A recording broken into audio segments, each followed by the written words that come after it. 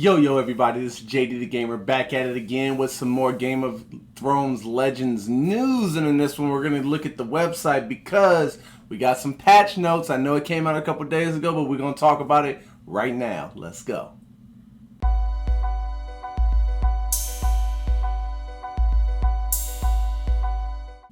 So like I said, I had a few people message me or comment saying that there's patch notes. I should talk about it.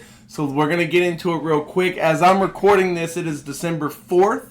I'll post this on December 5th. So by the time I post this, it'll be a few days into these patch notes.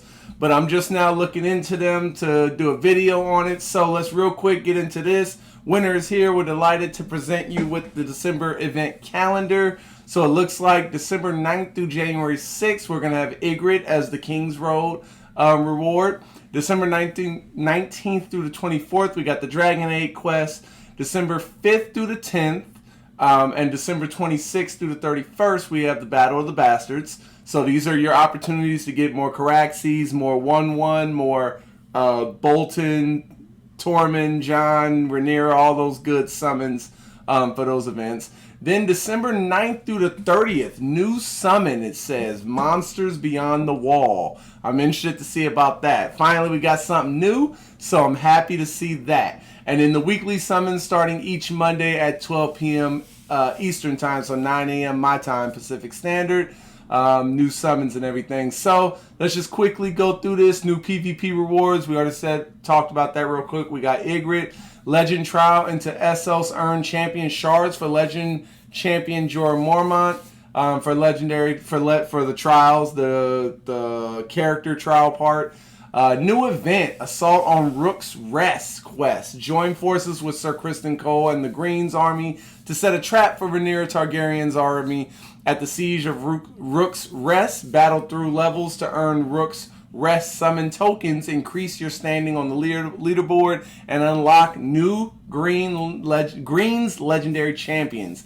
In addition to the Assault on Rook's Rest, the Assault on Rook's Rest summon will run slightly before and after the event. So, normal things there. This summon will feature legendary champions Aegon II Targaryen and Sunfire, getting a new dragon. So we got the Dragon Age quest, normal stuff right there. Summon's going to be for Rhaenyra, Criston, and Alicent. Normal things. No news there. Battle of the Bastards, same thing. During the December 5th cycle, a random segment of house leaders will be served the Assault on Rook's Rest event, while the rest of the players will be doing the Battle of the Bastards. Interesting. Available to all players on the 12th in the next battle. So some of us, it looks like we'll be getting the new Rook's Rest, and then some of us will be getting the Battle of the Bastards starting on the day that this video drops. So that will be interesting. We'll have to look into that. Summons, this just breaks down all the different summons that are coming throughout the month. So you can look at that if you want. Let's go ahead and back out and go into the patch notes real quick. A new update has arrived. Read on to learn more about the new features, tuning, and bug fixes for the newest Game of Thrones Legends release. Finally, let's go. New. The battle between the Greens and Blacks have reached a fever pitch with our newest event, Assault on Rook's Rest. This event introduces the concept of back rank enemies, high HP units that never advance. In this event, the role is filled by scorpions that are aimed at your assisting dragon Vhagar. While the scorpions keep Vhagar at bay, you must find a way to defeat them to allow Vhagar to bring massive damage to the battle. Interesting. I like it. Sounds like some kind of new battle mechanic. That's what this game is desperately needing right now. Something to shake it up. So I like it. New. Winter's coldest nightmare has come to life. Alliance Legendary Assault Icy Viscerin. Viscerin, I'm sorry. Interesting. Okay. Westeros trembles as a new threat emerges from beyond the wall. Viscerin, once a majestic dragon of fire, now rises as the undead Icy Viscerin, shrouded in frost and death. Before the assault of ice and fire inflicted upon your team while he brushes off your pitiful debuffs. It will take the combined might of your alliance to stand against the storm of frost and despair contained within his eternal winter gems. Okay, so we have a new Alliance Battle Dragon, so not just the Drogon, the regular ones that we've been doing. Now we have the Icy Viserion. I like that. New Ygritte. So PvP Ygritte is coming. The Kingsroad Guard Alliance Assault. Gold Wallet appears now in the Gold and Legendary Trials. Okay, added notification settings to the game. That's pretty cool. Added more Silver and Iron Trials. Perfect. We need more of that. We need more ways and easier ways to get more Silver and Iron for the game. Like I've always said, resources are a little scarce in this game, so that is perfect. Legendary Fire, Aegon II Targaryen. Like many green champions, Aegon has the potential for explosive starts to combat if his birthright is high. After his initial burst, he transitions into support, providing birthright and stamina to his team. Skill, as fearsome as any, slow. As fearsome as any. Oh, I'm sorry. As fearsome as any, but the stamina rate is slow. Aegon gains 5 to 10% attack buff per birthright on him. He then strikes an enemy for 125 to 175% attack fire damage. His passive, Drinks for All. Aegon begins combat with 8 to 10 birthright. Aegon loses 1 additional birthright per turn. Anytime he loses birthright, all allies gain 8 to 12% stamina. That's pretty cool. So he loses his strength, but as he's losing his strength, his allies will be able to do their moves more frequently. I like that. And his leader skill, what should I do? When Aegon reaches 50% and 25% HP, grants all allies 3 birthright. So it looks like the Greens team is going to get a nice little buff here. They're going to get some more ways to add birthright. It's going to be interesting. Sunfire, the new dragon is coming. Scale, Sky full of suns, very slow. Sunfire deals 50 to 70% attack damage and reduces the target's fire resistance by 2 to 5% for 3 turns to a random target. This attack repeats for each birthright on Sunfire. Okay. Passive, the King's Dragon. Sunfire begins combat with 8 to 10 birthright and 75% stamina. Anytime after the first turn, Sunfire gains birthright, he gains 15 to 20% stamina. That's pretty intense. Tuning. Updated the new player experience for chapters 1 through 3.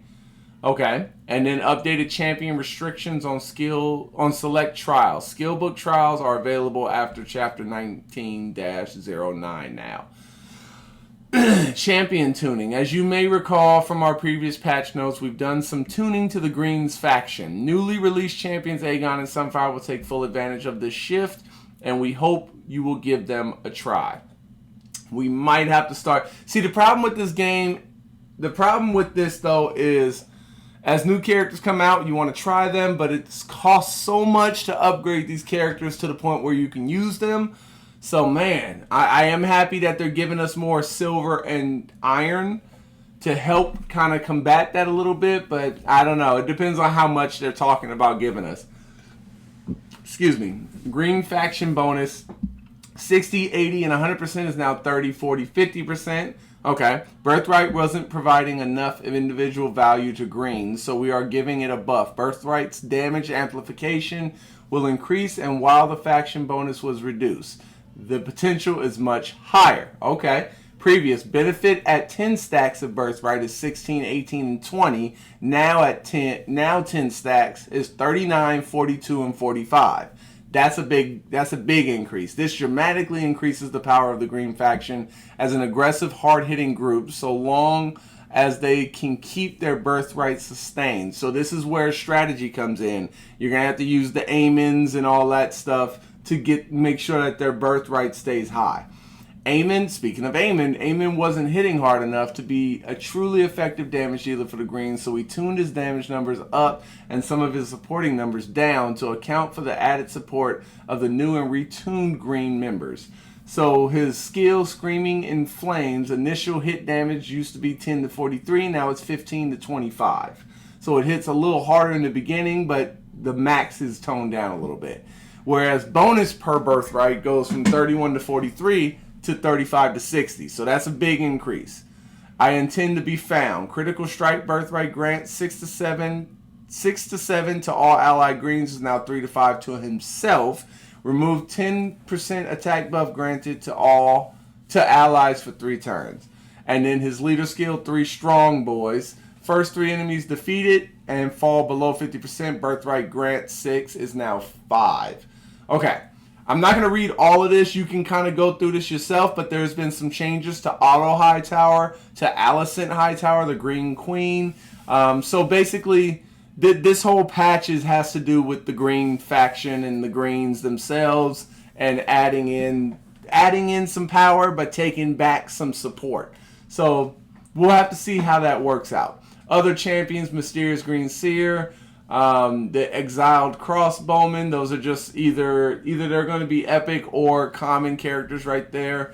You can look at that. I don't think I use either of them, so Bug fixes. Fixed missing chat messages. Okay, whatever. Champions and enemy fixes. Resolved an issue where Ironborn Scout wasn't gaining his trait stats. Okay. Sansa's leader ability now properly targets all allies instead of only targeting Stark allies. And then fixed an issue where Roose Bolton's passive was occasionally removing more buffs than intended. Event fixes. Players can see top 100 teams and champions after the end of an event. That's pretty cool, so you can see your name if you finished in the top 100. I like that. Fixed an issue where some ally pairs would occasionally trigger inappropriate and mistimed VFX callouts. Fixed an issue where some enemies were not fading in and out consistently when spawning or defeated. There's a lot of stuff here, okay? Stronghold fixes, summoning, updated the partial shards tooltip and summoning to better indicate that more shards are needed to unlock the champion. Okay, I like that. Addition, updated the downloaded content dialogue copy to provide more clear instructions. Coming soon, we have been monitoring reports of some champions removing extra buffs and debuffs with their abilities. We're investigating and will adjust their abilities to work correctly as they're found. The Game of Thrones Legends team. Not bad. I think this is going to be a good patch. I would say this is one of the better patches so far. They're making a whole entire team stronger, but also lowering the amount of support that team provides. So it kind of keeps it balanced. You'll be able to hit harder, but maybe not sustain as long. So it's up to you to strategize and figure out how to do things. I'm excited for the new event coming, the Monsters Beyond the Wall. There's new characters coming. This is a good patch. This is a good news update and patch. But what do you guys think about it? How do you feel? Do you think this is enough to keep you playing the game? Well, there you have it, ladies and gentlemen. I think this is a solid patch, but let me know down below what you think. Like, comment, subscribe. Let me know. We're getting close. I think as of making this video, I'm at 918 subscribers. So we're looking for that 1,000 before the end of the year. Hopefully we can get there. I hope you guys are enjoying everything. Until next time, man, it's your boy JD the Gamer, and I'm out this thing, baby. Peace.